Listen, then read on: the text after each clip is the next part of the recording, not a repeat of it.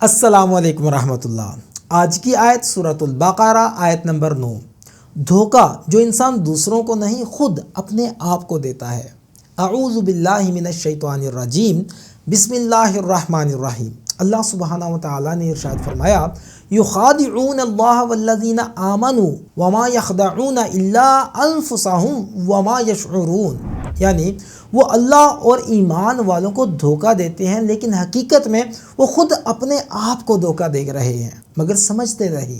انسان کے دل پر کبھی ایسا پردہ گرتا ہے کہ وہ اپنی ہی دھڑکن نہیں سنتا۔ وہ سمجھتا ہے کہ وہ دنیا کو بیوقوف بنا رہا ہے مگر دراصل وہ اپنے وجود کی بنیادیں خود ہی کاٹ رہا ہوتا ہے۔ یہ آیت ان چہروں کو بے نقاب کرتی ہے جو اپنی کمزوری کو حکمت اور بزدلی کو مصلحت کا نام دیتے ہیں، جو حق سے بھاگتے ہیں مگر اسے سافٹ ڈپلومیسی کا لیبل لگا کر اپنے دل کو بہلا لیتے ہیں۔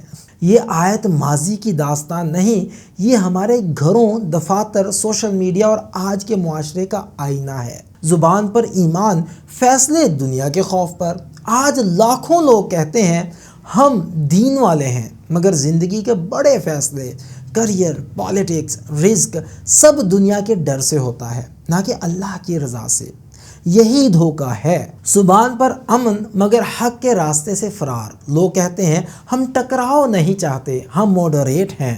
در حقیقت یہ اعتدال نہیں، یہ اپنے ضمیر سے بھاگنا ہے۔ ہم کہتے ہیں اسلام ہمارے دل میں ہے مگر ہمارا business model, lifestyle, ambitions سب کچھ دنیا کے اصولوں کے مطابق۔ یہی ماڈرن نفاق ہے۔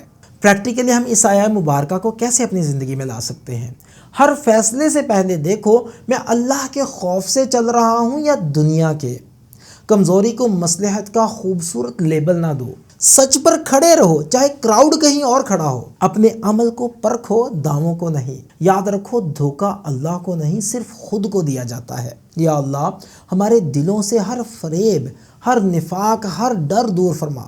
ہمیں وہ روشنی عطا فرما جو اپنے نفس کے دھوکے کو پہچان لے، ہمارے ظاہر و باطن کو ایک کر دے۔ آمین یا رب العالمین۔